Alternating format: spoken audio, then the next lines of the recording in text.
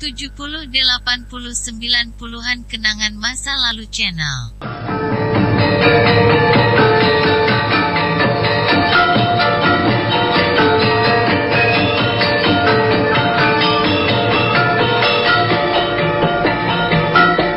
Dalam seri ke-223 ini, didukung oleh para pemain, Hari sebagai kepala desa, Mogan sebagai sangguri, Sulaiman sebagai penghulu keadilan, Suherman sebagai Rake Wangkali, Rusli sebagai Rangga Lawe, Ferry Fadli sebagai Arya Kamandanu, dibantu oleh Iyong dan Asdi Suhastra pembawa cerita. Selamat menikmati.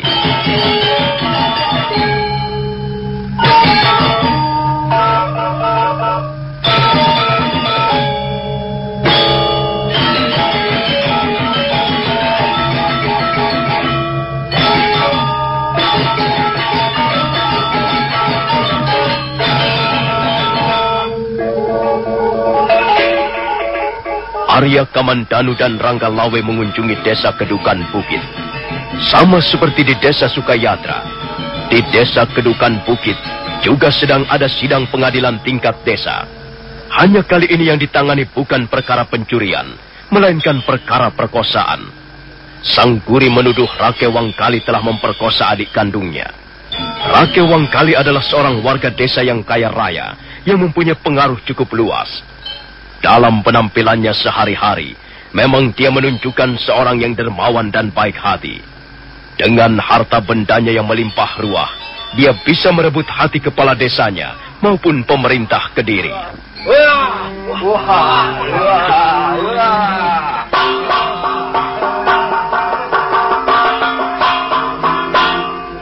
Semua orang tahu siapa Rake Wangkali. Dia sudah banyak berjasa di desa Kedukan Bukit ini. Tapi, Pak Kepala Desa, semua orang juga tahu bahwa sebenarnya dia adalah buaya darat. Dia rakus wanita. Dan dia tidak segan-segan melakukan perbuatan keji hanya untuk menyalurkan hawa nafsu kebinatangannya. Dan sekarang, adik kandungku sendiri yang menjadi korban. Aku tetap tidak percaya bahwa Rake Wangkali melakukan perbuatan seperti yang kau tuduhkan itu, Sangguri. Iya, tentu saja Bapak Kepala Desa tidak akan percaya. Karena Bapak sudah kena suap. Bapak sudah makan duit Rake Wangkali. Kurang ajar kau, Sangguri. Sekarang kau mencoba memfitnah kepala desamu sendiri. Saya terpaksa mengatakan hal ini karena Bapak Kepala Desa terlalu berat sebelah. Bapak Kepala Desa berbuat tidak adil. Sangguri, apa kau tidak sadar bahwa kata-katamu itu berbahaya sekali? Memfitnah kepala desa atau pejabat pemerintah Kediri bisa dihukum berat. Kau bisa kena hukuman tutupan 10 tahun lamanya. Saya tidak takut, Kepala Desa. Adik saya menjadi korban. Adik saya sudah diperkosa oleh manusia busuk yang bernama Rake Wangkali. Dan sekarang, karena merasa malu, adik saya sampai melakukan bunuh diri. Apakah sebagai kakaknya saya harus tinggal diam? Tidak. Saya akan terus menuntut. Saya tidak akan berhenti menuntut keadilan supaya arwah adik saya tidak penasaran. Nanti akan kita lihat siapa yang salah dan siapa yang benar. Nah, Bapak penghulu keadilan. Ya. Hamba sudah menggunakan hak bicara hamba sebagai kepala desa. Ya. Selanjutnya sidang ini hamba serahkan kembali ke tangan Bapak penghulu keadilan. Mudah-mudahan para dewa membantu Bapak penghulu keadilan untuk memutuskan perkara ini dengan seadil-adilnya. Terima kasih, Kepala Desa Kedukan Bukit. Sekarang coba aku ingin mendapat keterangan langsung dari Rake Wangkali. Rake Wangkali? Ya, Bapak penghulu keadilan. Keterangan apa yang bisa kau sampaikan padaku, sehingga aku akan lebih mudah memutuskan perkara ini? Kau mendengar sendiri. Sang guri terang-terangan menuduhmu telah memperkosa adik kandungnya. Apakah kau menerima tuduhan ini? Kau membenarkannya? Kau mengakuinya? Tidak, Bapak penghulu keadilan. Tuduhan itu tidak benar. Hamba tidak akan mengakuinya. Tidak akan pernah mengakuinya, Bapak penghulu. Kau mengatakan tuduhan itu tidak benar. Lalu bagaimana yang benar? Coba berilah keterangan yang jelas. Begini Bapak Penghulu Keadilan. Sebenarnya beginilah kejadiannya. Sangguri sebenarnya ingin memanfaatkan adiknya sendiri untuk tujuan-tujuan tertentu. Dia tahu bahwa hamba mempunyai banyak harta. Dia dan 2 orang saudaranya yang lain bermaksud menjebak hamba. Untuk itu, dia telah mengumpankan adiknya sendiri. Dia sangat berharap hamba menyukai adiknya itu. Bohong! Dusta! Rakai Wangkali, kau jangan memutarbalikkan kenyataan. Sangguri, kau belum diberi waktu untuk bicara. Biarkan Rakai Wangkali mengemukakan pembelaannya. Teruskan, Rakai Wangkali. Baik, Bapak Penghulu Keadilan.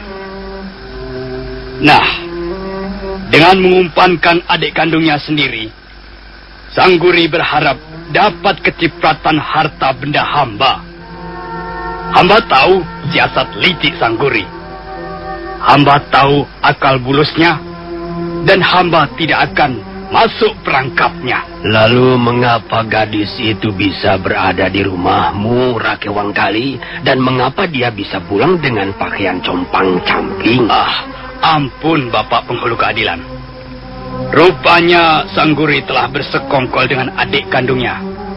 Adik kandungnya itu disuruh datang ke rumah hamba untuk meminjam 10 kantang beras. Karena hamba merasa iba, hamba pun segera memberinya. Soal dia pulang dengan pakaian compang-camping, hamba sendiri tidak tahu.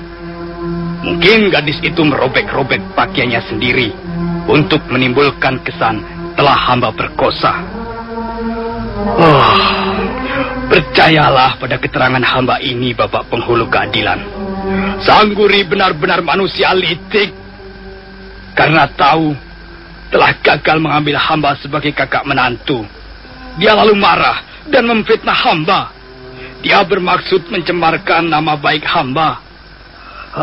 Demikianlah keterangan yang bisa hamba berikan, Bapak Penghulu Keadilan. Mudah-mudahan keterangan hamba ini dapat membantu Bapak Penghulu Keadilan untuk memutuskan perkara seadil-adilnya. Terima kasih. Baiklah. Rupanya keteranganmu itu lebih masuk akal, Rakai Wangkali. Tidak Bapak Penghulu Keadilan. Keterangannya itu dusta belaka.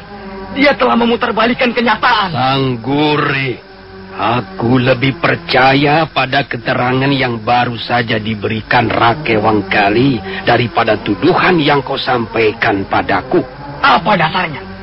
Apa dasarnya Bapak Penghulu Keadilan lebih mempercayai keterangannya? Aku kenal orang macam kau ini, Sangguri. Kau memang licik. Kau licik dan juga kejam. Kau sampai hati mengumpankan adik kandungmu sendiri untuk tujuan-tujuan pribadi. Oh, Bapak Penghulu Keadilan, percayalah. Semuanya itu hanyalah cerita belaka. Dia telah menuturkan cerita-cerita palsu. Dia telah menipu Bapak Penghulu Keadilan. Dia telah mempermainkan jalannya sidang pengadilan ini dengan cerita-cerita palsunya. Jadi kau menganggap aku ini orang bodoh yang gampang ditipu, begitu? Oh, Bapak Penghulu Keadilan, Bapak adalah orang yang terpelajar. Bapak pasti mampu berbuat adil dan bijaksana. Tapi kalau sampai Bapak percaya keterangan yang diberikan Rakai Wangkali, Bapak akan menyesal. Sangguri, jagalah lidahmu. Sekarang ini kau sedang berhadapan dengan Penghulu Keadilan yang sengaja kami datangkan dari kota Kediri. Kita harus menghormati kata-kata beliau. Kita harus menghormati apa yang menjadi keputusan beliau. Kita akan menghormati beliau kalau memang beliau mampu bertindak adil. Sangguri, lancang sekali mulutmu. Ingat, kalau kau masih juga tidak mau memperbaiki sikapmu, kau jangan menyesal. Beliau bisa menyuruh prajurit-prajurit Kediri menyeretmu di sepanjang jalan. Saya tidak peduli. Saya akan menuntut keadilan. Saya akan menuntut keadilan. Cukup, Pak Kepala Desa. Nah, Sangguri, kalau kau menuntut keadilan, dengarkanlah apa yang menjadi keputusanku ini. Dalam perkara ini, Rake Wangkali kunyatakan tidak bersalah. Kau harus mencabut tuduhan-tuduhanmu, karena tuduhan-tuduhan itu dianggap tidak berdasar dan tidak beralasan. Tidak, hamba tidak akan mencabut tuduhan itu. Sudah, Sangguri. Pulanglah sekarang. Tidak ada gunanya kau mencak-mencak di sini. Saya tidak terima. Saya tidak terima. Baiklah. Semula saya masih percaya pada Bapak penghulu keadilan. Saya masih mengharapkan Bapak akan bisa memutuskan perkara seadil-adilnya.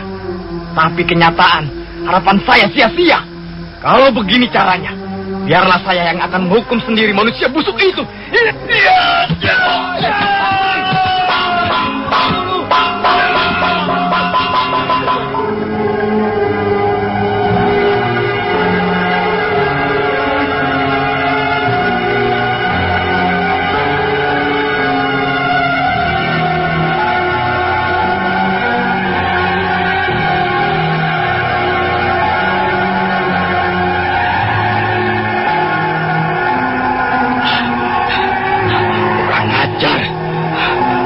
Hampir saja orang itu membunuhku. Untung prajurit-prajurit Kediri segera bertindak. Kurang ajar, Sangguri. Manusia brutal. Rake Wangkali, kau tidak perlu khawatir. Prajurit-prajurit Kediri adalah prajurit-prajurit yang gagah berani. Kita pasti akan aman berlindung di bawah kegagahannya. Terima kasih, Bapak Penghulu Keadilan. Bapak Penghulu Keadilan telah menyelamatkan nama baik hamba. Sekali lagi, terima kasih atas pertolongan Bapak. Iya, sama-sama Rake Wangkali. Tapi aku berpesan lain kali jangan berbuat sembrono. Iya, benar Rake Wangkali. Kau ini sembrono sekali. Kalau aku dan Bapak Penghulu Keadilan tidak menolongmu, nama baikmu pasti akan tercemar selama-lamanya. Dan barangkali kau harus pindah dari desa Kedukan Bukit ini. Terima kasih, Pak Kepala Desa. Saya tidak akan melupakan jasa baikmu. Baik. Tapi kau harus menepati janjimu, Rake Wangkali. Kau sudah berjanji apa padaku kemarin malam? Beres. Beres, Pak Kepala Desa. Untuk Pak Kepala Desa, sudah saya siapkan 2.000 kepeng. Dan untuk Bapak Penghulu Keadilan, sudah hamba sediakan 3.000 kepeng. Nah, begitu. Itu baru namanya adil. Itu baru namanya gotong royong. Iya. Terima kasih. Terima kasih.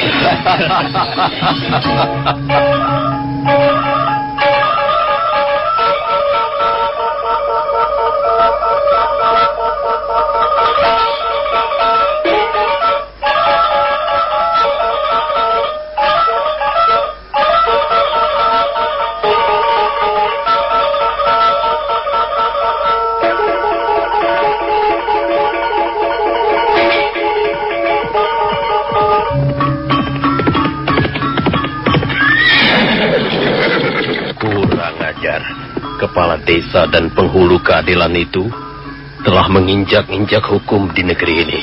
Benar, Gusti.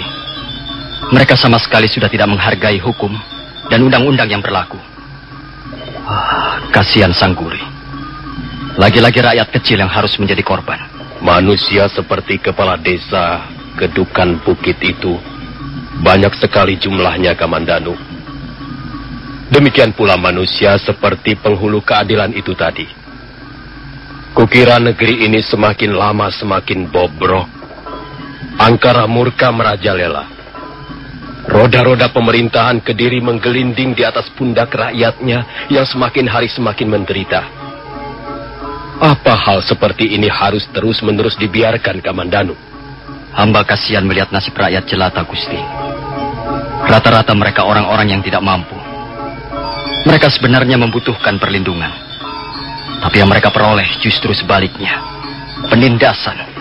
Kalau hal seperti ini terus-menerus dibiarkan, akibatnya bisa lebih dahsyat daripada bencana alam. Lihat, Kamandanu. Lihat. Apa yang sedang terjadi itu? Bukankah itu prajurit-prajurit Kediri, Gusti? Iya. Nampaknya mereka tengah menyeret-nyeret Sangguri. Ayo kita lihat Kamandanu.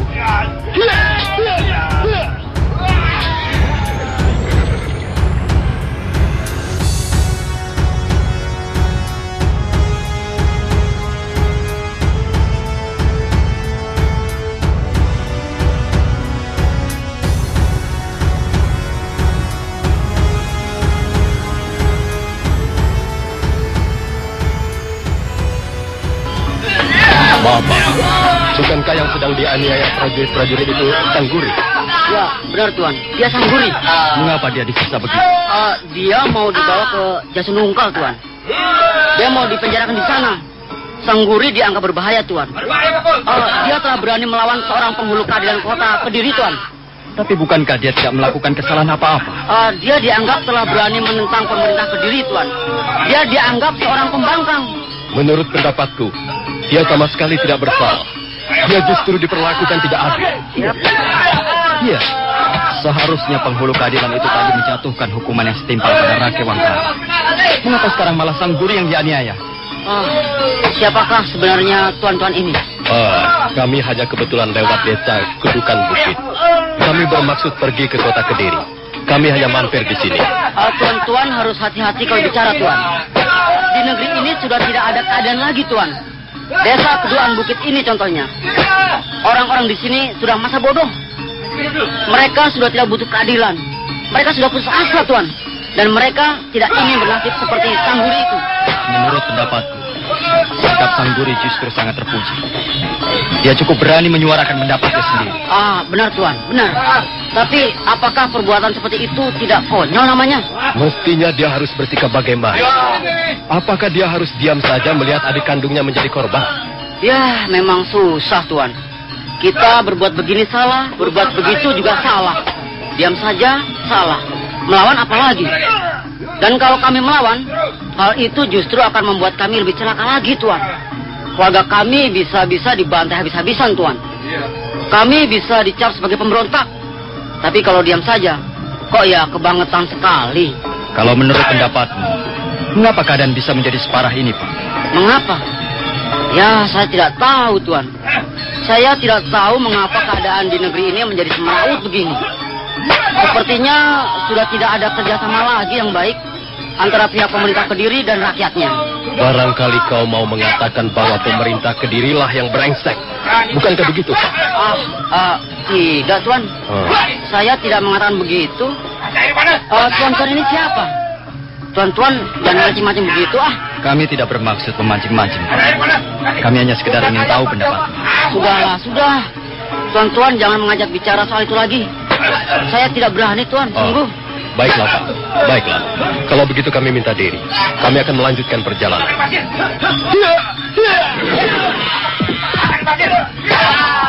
Angkat batu.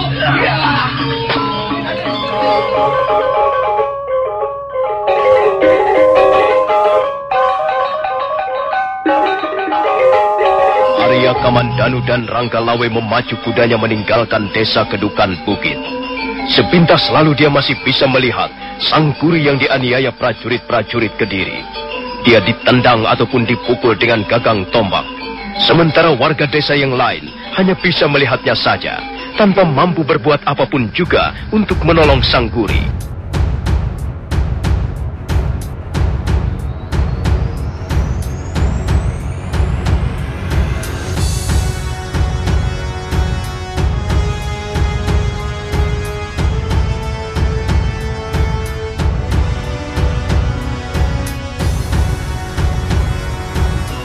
Arya Kamandanu bergetar melihat pemandangan seperti itu. Tiba-tiba dia terkenang peristiwa kematian ayahandanya sendiri. Empu Hanggareksa, ayahandanya juga meninggal akibat penganiayaan pendekar-pendekar Kediri.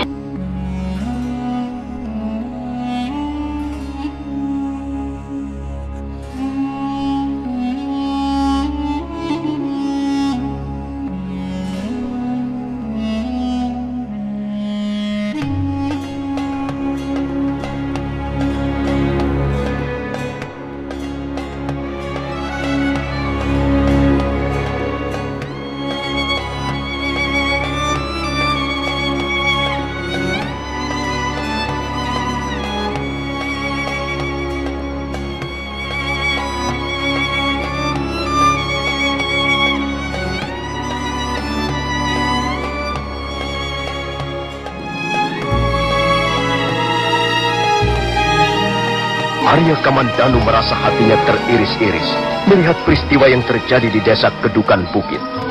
Dia merasa iba melihat nasib seorang warga desa yang bernama Sangguri. Betapa malangnya nasib laki-laki itu. Dia sudah kehilangan adik kandungnya sendiri. Dia berusaha mencari keadilan, tapi justru dia yang memperoleh tindakan sewenang-wenang.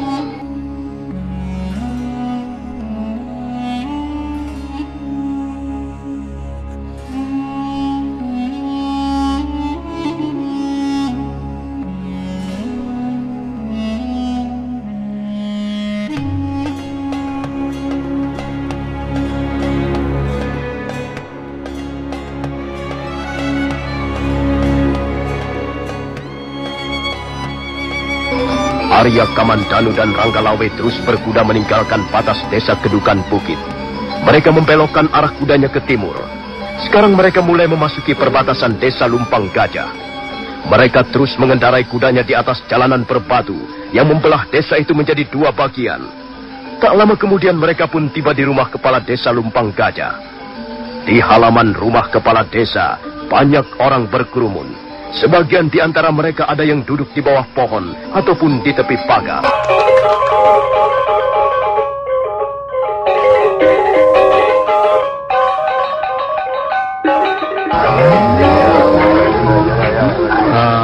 Maaf Pak, kami sekedar ingin tahu saja apa yang sedang terjadi.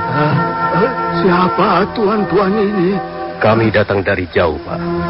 Kami bermaksud pergi ke kota Kediri. Kami hanya singgah sebentar saja di desa ini. Oh, begitu. Apa benar desa ini bernama Lumpang Gajah, Pak? Benar, Tuan. Desa ini bernama Lumpang Gajah. Nah, itu yang duduk di belakang meja itu kepala desanya.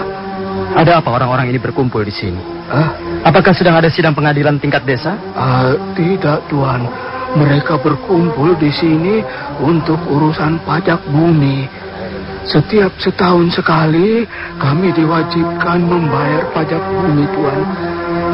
Nanti kepala desa akan membacakan daftar orang-orang yang harus membayar pajak.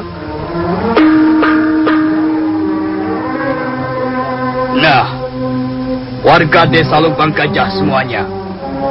Pertama kali aku sebagai kepala desa Lumpang Gajah ini ingin mengucapkan rasa terima kasih atas perhatian dan kehadiran kalian di halaman rumahku ini. Ternyata kalian adalah warga desa yang patuh. Dan hal itu tentu saja sangat menggembirakan kita semua. Adapun kita berkumpul di halaman rumahku ini bukan untuk nonton wayang ataupun nonton ledek monyet.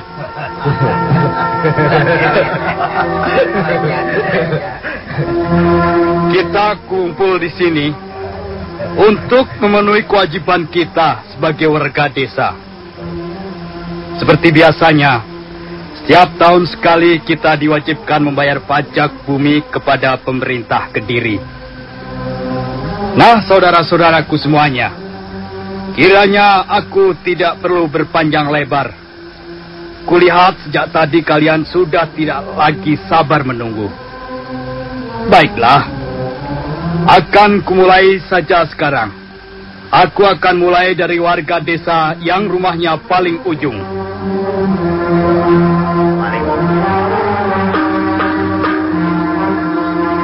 Ki Sempulur! Mana Ki Sempulur? Ayo maju ke depan. Ayo beri jalan. Ayo beri jalan. Agar Ki Sempulur maju ke depan. Sini. Sini Ki Sempulur. Ya, Ki Lurah, ya. Nah. Dengarkan Ki Sempulur.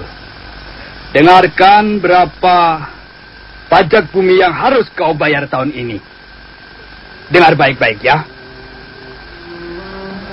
Beras 10 gantang, 50 buah kelapa tua, 2 ekor kambing, dan uang 250 kepeng. Maaf, Ki Lurah. Soal beras saya tidak keberatan, Ki. Juga soal kelapa. Tapi saya tidak mempunyai uang 250 kepeng. Uang saya hanya 50 kepeng, Ki. Dengar Ki Sempulur. Kau datang ke tempat ini disuruh membayar pajak. Dan aku sudah membacakan berapa pajak yang harus kau bayar. Aku tidak melayani keluhan. Juga tidak melayani alasan-alasan. Nah, aku teruskan lagi. Kiterbana! Mana Kiterbana? Ayo sini. Maju ke depan sini. Supaya bisa mendengar jelas berapa pajak bumi yang harus dibayar. Ayo sini. Sini Kiterbana. Nah, dengarkan. Pajak bumi yang harus kau bayar tahun ini berupa uang 200 kepeng, 10 gantang beras, seekor kambing, 2 ekor ayam, dan 40 buah kelapa tua. Masih ditambah lagi standan pisang raja.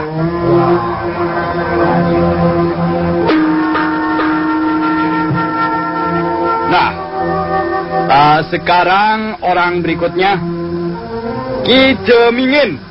Ya, Ki Jemingin. Ayo, mana Ki Jemingin? Saya. Ayo maju Ki Jemingin. Coba beri jalan pada Ki Jemingin ya, agar bisa maju ke depan. Itu tuh, yang duduk itu. Jangan duduk situ.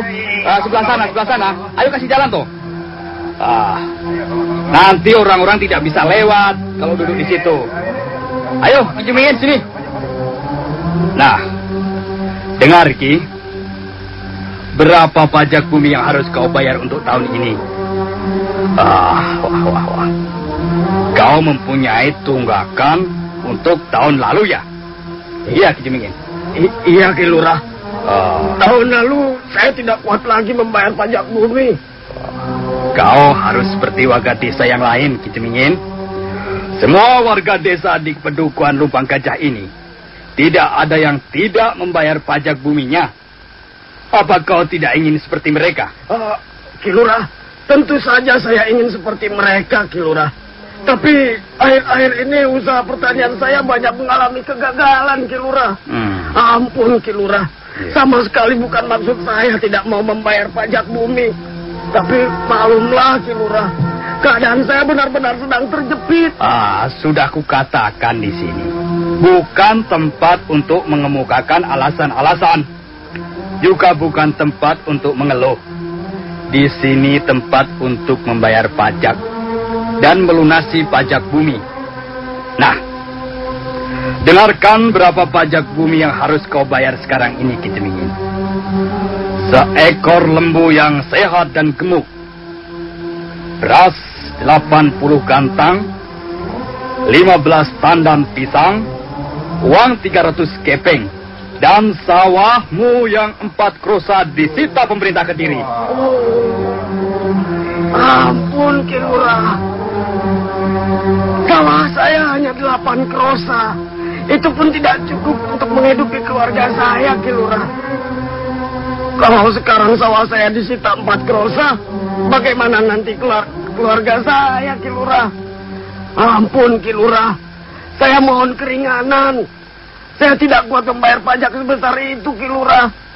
Dan sawah saya jangan disita, Pak Lurah. Hidup keluarga kami bergantung sepenuhnya dari sawah itu, Ki Lurah. Sungguh, Ki Lurah. Ki Jemingin. Ya, Ki Lurah. Rupanya kau orang yang keras kepala, huh? Sudah cukup. Minggir kau. Berdiri di sebelah sana. Saya beri waktu sampai nanti sore. Kalau kau masih juga belum melunasi pajak bumi, persoalanmu akan saya serahkan pada pemerintah Kediri.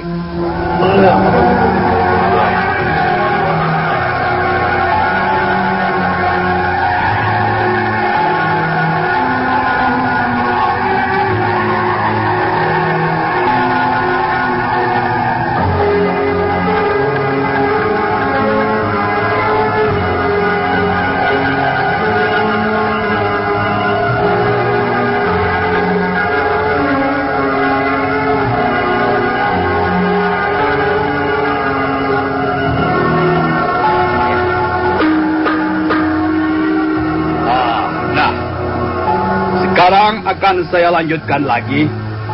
Giliran berikutnya adalah Nyai Telo Rambat. Nyai Telo Rambat harus membayar pajak bumi untuk tahun ini berupa uang sejumlah 200 kepeng, padi 1 lumbung, dan 10 ekor bebek sawah. Kemudian Nyai Ribut Sepi harus menyediakan uang 200 kepeng, beras 20 gantang, dan telur ayam 100 butir. Nyai Coet Gompel. Nyai Coet Gompel ya, harus membayar uang 300 kepeng, padi 35 gantang, 20 buah kelapa tua, dan 1 karung biji kedelai. Sekarang Nyai Bungur harus menyediakan 20 tandan pisang raja, 20 gantang beras ketan hitam, uang 150 kepeng, dan telur bebek 2 butir. Sudah, cukup. Tak ada yang perlu ditertawakan. Nah, saya lanjutkan lagi. Ki Bonggol Waluh harus menyediakan uang 400 kepeng, 50 batang bambu petung, sekeranjang buah pinang, dan padi 1 lumbung. Selanjutnya, Nyai Wesi Kunir. Kita semua tahu siapa Nyai Wesi Kunir. Dia adalah seorang pedagang emas yang kaya di desa kita ini. Nah, untuk membayar pajak bumi tahun ini, pemerintah Kediri mengambil kebijaksanaan bahwa Nyai Wesi Kunir diwajibkan menyerahkan 100 gram emas murni. Sudah, hanya itu saja. Tidak perlu ditambah lagi yang lain. Cukup 100 gram emas murni. Kemudian, berikutnya adalah Rake Sarake. Bapak Rake Sarake ini juga tergolong orang yang cukup mampu di desa kita. Nah, dengarkan Bapak Rake Sarake. Dengarkan pajak bumi yang harus kau bayar untuk tahun ini. Uang sejumlah 400 kepeng, kerbau 1 ekor, beras 100 gantang, dan aneka macam rempah-rempah 10 tampah. Usul Ki Lurah. Ya, Rake Sarake, mau usul apa kau? Bagaimana kalau barang-barang itu tadi semuanya diganti dengan uang saja, Ki Lurah? Apakah bisa? Tentu bisa. Kalau kau mau menggantinya dengan uang, maka sediakanlah 2.500 kepeng. Baik, Ki Lurah. Akan saya bayar sekarang juga.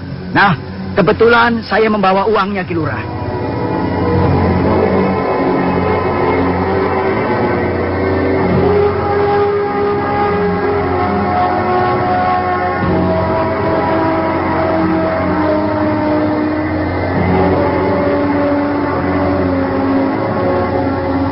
Orang yang bernama Rake Sarake, seorang laki-laki gendut setengah tua, yang penampilannya menunjukkan dia orang berada, segera maju ke depan.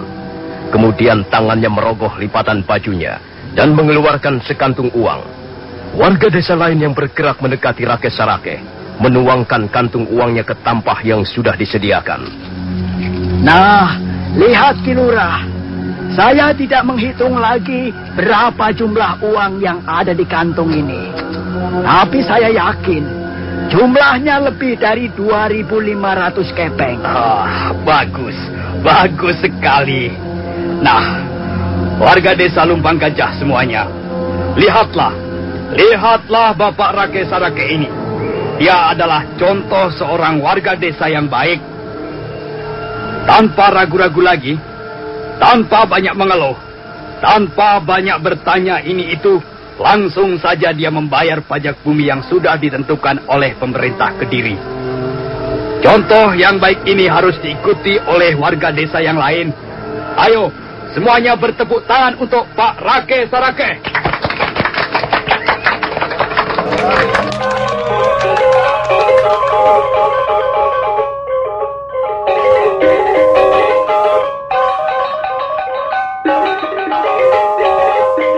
Setelah selesai membacakan daftar orang-orang yang harus membayar pajak bumi di wilayah desanya, Kepala Desa Lumpang Gajah menyuruh orang-orang agar bubaran.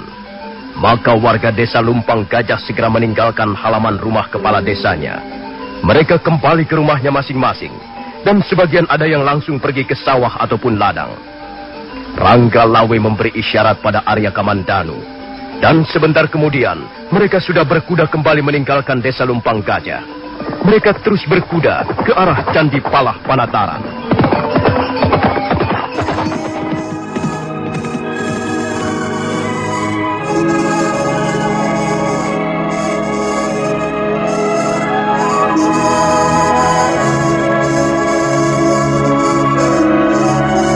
Bagaimana pendapatmu, Kamandanu?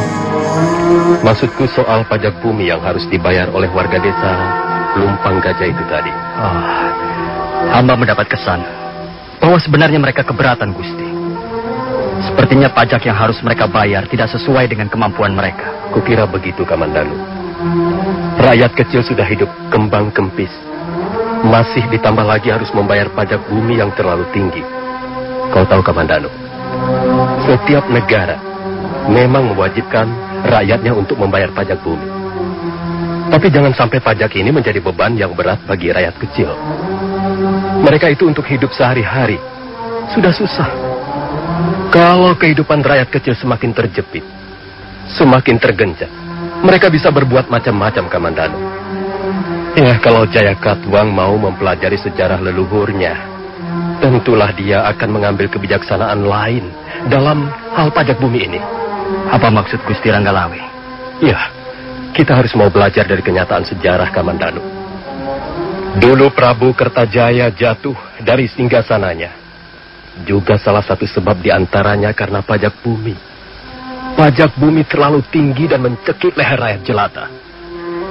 Di samping itu para Brahmana, para wiku, resi, biksu, juga biksuni, para begawan, dan para pertapa, para pemuka-pemuka agama, semuanya diwajibkan membayar pajak. Padahal menurut ketentuan seperti yang sudah dilakukan raja-raja sebelumnya, mereka tidak dikenakan membayar pajak. Mereka adalah golongan yang bebas pajak, dan itulah sebabnya mereka sakit hati. Kemudian mereka lari menyeberang ke istana Tumapel dan bergabung dengan Ken Arok. Disitulah letak kekeliruan Prabu Kertajaya yang paling menyolok, Kamandanu. Hanya karena ingin mengumpulkan harta benda istana sebanyak-banyaknya. Ya, dia telah lupa tugas dan kewajiban paling pokok bagi seorang raja. Dan akhirnya, saat yang naas itu pun tiba juga. Pada tahun 1222, Kamandanu, bala tentara kerajaan Panjalu dihancur leburkan bala tentara Singasari di desa Ganter. Prabu Kertajaya terbunuh. Kediri jatuh. Ya, Jayakatwang seharusnya mau belajar dari pengalaman para leluhurnya. Kalau dia masih tetap ingin mempertahankan kekuasaan yang telah direbutnya. Memang, Gusti. Pajak bumi yang terlalu tinggi, yang akan mencekik kehidupan rakyat jelata, justru akan merugikan Prabu Jayakatwang sendiri. Tentu saja. Aku yakin kalau sampai terjadi sesuatu pemberontakan besar-besaran, Jayakatwang pasti tidak akan mendapat dukungan dari rakyatnya. Kamandanu, lihat. Apa itu? Oh, sepertinya ada prajurit-prajurit Kediri akan melewati jalan ini, Gusti.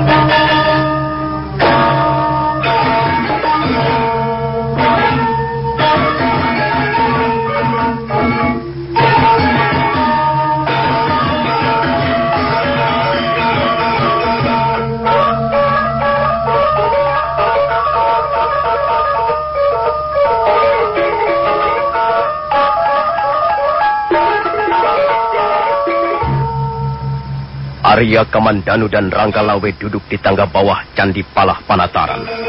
Dari jauh, mereka melihat ada rombongan orang-orang berkuda menuju ke arah candi. Debu mengepul di belakang kaki kuda mereka yang berlari kencang. Sekilas Arya Kamandanu dapat melihat seragam yang mereka kenakan adalah seragam prajurit-prajurit Kediri.